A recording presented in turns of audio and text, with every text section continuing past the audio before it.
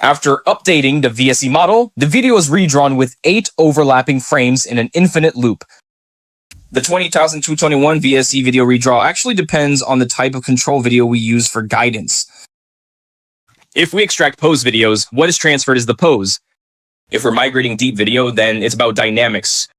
References are optional. You can insert an image to add some style or insert an image as needed. Used for character transfer. So in reality, during the video transition, the reference image can be optionally loaded or extracted, and the control video is also optional. Even if you input this video directly into the VAC system, it can still provide some guidance. Then let's take a look at the workflow. I'm using RunningHub, the world's largest online rehabilitation AI platform. We first see the quick start. There are several necessary input items. One is the reference image, and before entering the loop, there is a loading video. After entering the loop, load the same video again, input the prompt, and adjust the resolution settings. This aspect ratio is scaled proportionally with the longest side set to 800 pixels. The quick start of these two streams is like this, just a few essential input options. This area overlaps with the last 8 frames of the pixel space. Looking at the current results, it's really great, because during my last time doing this kind of redraw cycle, there was serious color distortion, especially a strong red tint. The issue here is actually not very clear, but in reality, it has been improved. The VSE model developed by Wonder Diener is still quite abstract in implementation among rehabilitation workers, as 50% of the tasks can currently be completed. The other 50% wasn't completed as well. This is already a well-executed task. The motion tracking is completely fine. Even the extension beyond the 81 frames in later loops is also very good. What impression does this give? The balance of 3 highs in this great era. The VAC system allows us to input control videos and reference images. So the key reason why such cycles can occur is due to the combination of this node with the VAC model. This node allows us to input multiple frames at the first frame to create a sequence of frames. After inputting it, you also need the ontology of the VAC model. Now, in the WAN2.2 system, only the VC model can directly hit 8 frames on the first frame.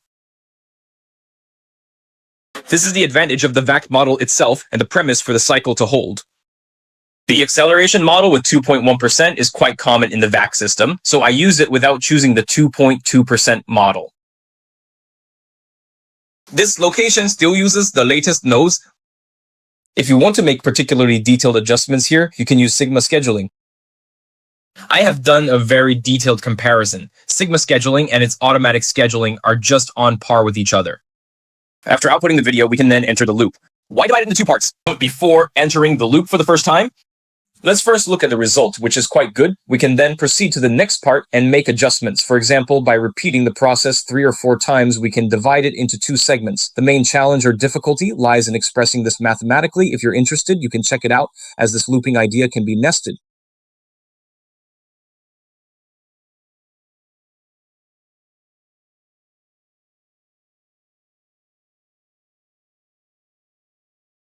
In other processes, I set the default to render 81 frames per batch with an overlap of 8 frames in between. So during each cycle, we discard 8 frames. In the end, we achieved an effect where the input original video appears to have an infinite duration. So this was an almost impossible task back in the early days, something that couldn't even be accomplished in the afterlife. Navigate to RunningHopper, click AI or register via the link in the introduction to receive 120 HB. Logging in daily will earn you an additional 100 points each day. The corresponding AI workflow and one-click AI applications have been deployed online and can now be run and tested online. Then we look at a style transfer process, which is similar to the one above.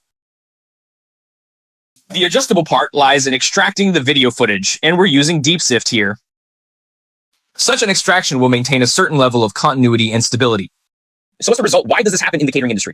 Because the deep video extraction process doesn't include a train in the first frame, but the reference image does. So you won't usually encounter this place. We can see that the reference results are very stable, and the nested styles are also quite normal. The entire train's movement was consistent throughout. In this extended version, our train gradually moves away until it disappears without any problems occurring. The advantage of 8-frame or 16-frame overlap is that it can incorporate pixel data from 8 to 16 frames, allowing for context retrieval. The process is almost the same. If you change the previous control video, the corresponding subsequent control video should also be modified. The VSE model of WAN2.2 is now much better controlled. One is that it already looks so clear at an 800x800 resolution. The other is its extreme adherence to our control videos and reference images, which is very rare and precious. Among closed source options, it's not easy to control the video in this way. The VSE system has been released for 2 days now. Today, I'm providing support for the second day, but I didn't get around to supporting the first day, so I can only say it needs some fine-tuning. So most of the time, this channel shares some open source models and projects, but closed source models are where RunningHub really shines.